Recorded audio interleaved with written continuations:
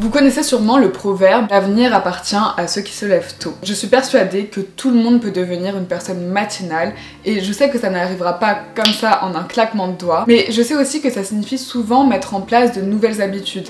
Et ça, on adore. Et vous pouvez le faire à votre manière et à votre rythme. Personnellement, je savais que c'était la solution, mais c'est comme si je me voilais la face parce que en réalité, on sait tous que se lever plus tôt, c'est difficile. Prendre de nouvelles habitudes, c'est difficile. Que mettre une nouvelle routine en place, ça demande des efforts. Et je pense que j'étais pas prête à faire ces efforts-là, mais depuis que j'ai mis tout ça en place, mais je vous jure, mais ma vie est tellement mieux. Ça, je peux vous dire vraiment que ça a changé ma vie et que ça a un impact énorme sur tout le reste de mes journées, sur tout le reste de ma vie et que je suis aujourd'hui beaucoup plus heureuse. Et je pense que c'est en grande partie grâce à ça. Sur le coup, c'était difficile au début, mais maintenant je me dis mais pourquoi j'ai pas fait ça plus tôt? En fait, personnellement, j'avais l'habitude de détester les matinées et je pense qu'en fait c'est parce que j'ai eu ma dose de réveil à 6h du matin pour aller à la fac, 1h15 de trajet pour aller à Paris, enfin c'était une obligation de me lever à cette heure-ci et donc c'était vraiment horrible, je subissais tous les réveils, tous les matins, jusqu'à ce que j'apprenne à aimer le processus et à voir les choses différemment. Donc dans cette vidéo, je voulais partager avec vous les astuces qui m'ont aidé à devenir cette personne matinale et j'espère que vous allez trouver ne serait-ce qu'une astuce utile ou une astuce inédite dans tout ça. Donc j'ai toujours su que le sommeil était hyper important, que j'avais besoin de dormir plus parce qu'on entend ça tout le temps et partout. Et j'étais comme on dit un oiseau de nuit et en fait je le faisais tout simplement pas. Je pouvais procrastiner jusqu'à 22h et me mettre à travailler jusqu'à 3h du matin et des fois plus. Et en plus ça plusieurs fois dans la semaine. Et un jour j'ai vu cet article qui disait qu'un corps privé de sommeil peut réagir de la même façon. Un corps qui est intoxiqué, qui est plein de toxines et que le manque de sommeil c'était aussi un facteur de dysfonctionnement de notre cerveau et de notre corps. C'est là que j'ai décidé que je devais changer mes habitudes. Donc plutôt que de m'appuyer sur ma volonté pour me lever plus tôt, j'ai fait ce que je fais souvent qui est d'identifier le pourquoi. Pourquoi je veux faire ça? Pourquoi je veux me lever plus tôt? Et j'ai trouvé 3 mots. Et moi mes 3 mots c'est apaisée, productive et énergique. Et en fait c'est ce changement d'état d'esprit déjà qui m'a aidé à récupérer un peu de sommeil chaque nuit. Parce que je savais que je le faisais pour moi et je savais pourquoi je le faisais. Une citation que j'aime trop et c'est celle de Benjamin Franklin qui dit que se coucher plus tôt et se lever plus tôt rend une personne saine, riche et sage. Mais personnellement je sentais que me coucher d'un coup 2 ou 3 heures plus tôt c'était une transition trop radicale. Donc ce que j'ai fait c'est de reculer l'heure de mon coucher et l'heure du réveil de 15 minutes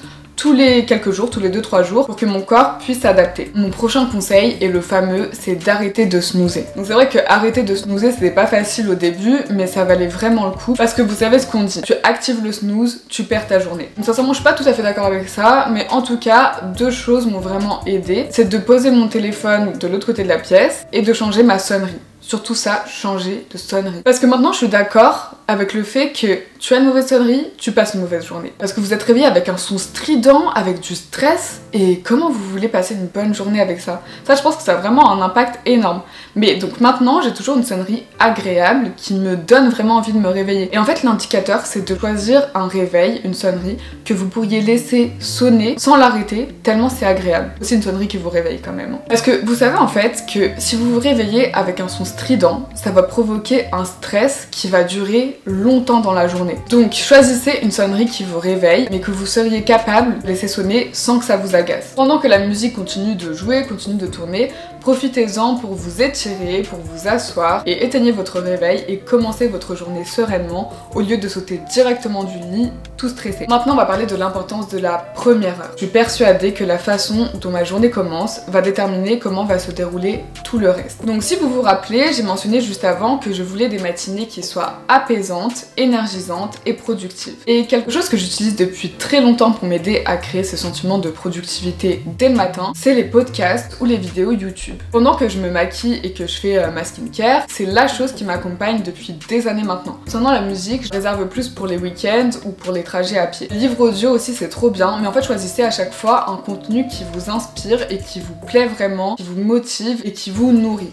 En parlant de se nourrir, il est hyper important aussi de nourrir vos cellules. Et je trouve qu'il n'y a pas de meilleur moyen de se chouchouter que de profiter d'un repas sain et d'un repas nourrissant. Pour le soir, choisissez plutôt de manger le plus tôt possible et pas trop lourd, plutôt léger, pour une nuit de sommeil parfaite. Et le matin par contre, vous pouvez vous préparer un bon petit déjeuner, de préférence salé pour éviter le pic de glycémie. Ça peut aussi vous motiver à vous coucher plus tôt, comme un compte à rebours jusqu'à votre petit déjeuner préféré. Maintenant, pour gagner du temps, vous pouvez toujours préparer les éléments de votre petit déjeuner en avance, la veille si possible, et tout organiser dans votre frigidaire ou dans vos placards pour que ce soit le plus accessible et le plus rapide possible. En fait, pensez à votre vous du lendemain matin qui sera trop content que vous lui ayez facilité la tâche. Et ça n'a pas besoin d'être un petit déjeuner compliqué ou chronophage, un grand porridge avec plein de choses dessus. Non, ça peut juste être sain, très simple, nourrissant et bon, et si bon que ça vous motive à vous lever tous les matins. On a parlé de nourrir son estomac, maintenant on va parler de nourrir l'âme. Tous les matins, je me réserve un peu de temps pour moi. C'est comme un petit cadeau que je me fais en me réveillant, avant l'heure nécessaire du réveil, quand l'environnement est encore silencieux et que le monde est tout apaisé. J'aime aussi considérer ça comme un bonus pour les 10 minutes de plus que j'ai gagné en n'appuyant pas sur le bouton snooze un peu plus tôt. C'est à ce moment-là que je m'étire, que je veux voir la lumière du jour et que je fais mon petit journaling, que je bois aussi mon verre d'eau avec mes compléments alimentaires. Entretenir ces petits moments pour vous, ces petits rituels avec vous-même,